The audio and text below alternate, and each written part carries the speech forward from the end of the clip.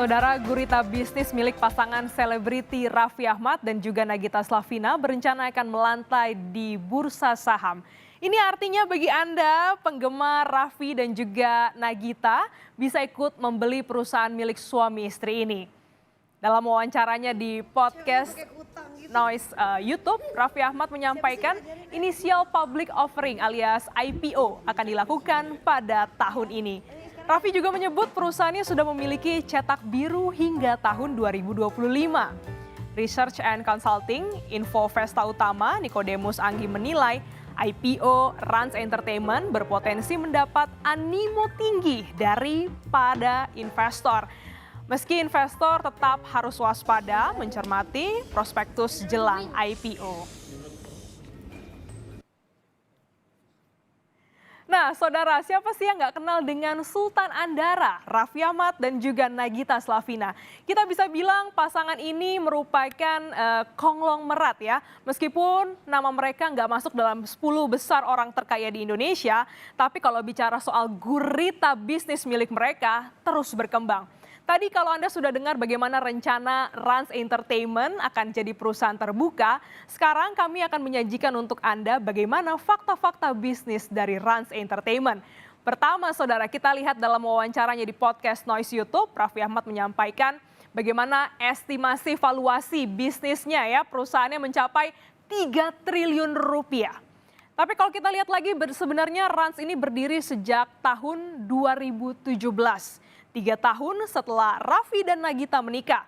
Lalu tumbuh dari tadinya yang hanya usaha kecil di garasi dengan 3 karyawan. Kini memiliki total karyawan hingga 200 orang. Rans Entertainment memfokuskan bisnisnya pada media hiburan, platform agensi digital, event, kerjasama branding, dan juga bagaimana komunitas serta kerjasama branding dengan berbagai kalangan. Nah, selanjutnya saudara, siapa saja sosok di balik Rans Entertainment?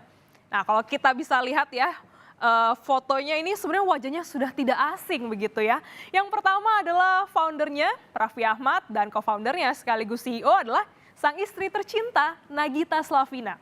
Selanjutnya adalah putra bungsu dari Presiden Joko Widodo, Kaisang Pangarep yang menjadi sebagai komisaris.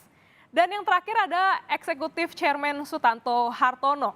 Sutanto Hartono ini merupakan bos Elang Mahkota Teknologi atau MTEK yang namanya masuk ke jajaran direksi Rans pasca kerjasama Rans dengan MTEK melalui Indonesia Entertainment Group Oktober 2021 lalu.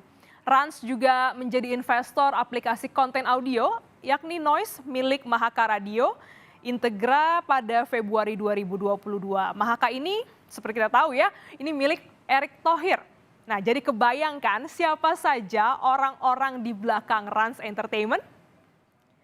Dan inilah ya susunan bagaimana kepemilikan saham dari Rans Entertainment. Mereka adalah yang memiliki saham terbesar.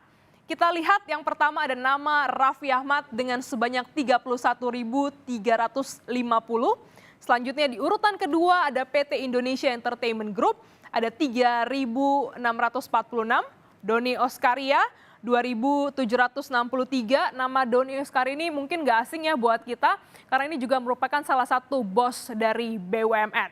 Selanjutnya ada tadi Sutanto Hartono sebanyak 576 lembar saham, dan Nagita Slavina sebanyak 499 lembar saham. Nah, bagaimana nih saudara? Apakah Anda tertarik juga untuk bisa membeli saham dari Rans Entertainment? Nah, kita nantikan ya kapan nanti mereka akan rilis.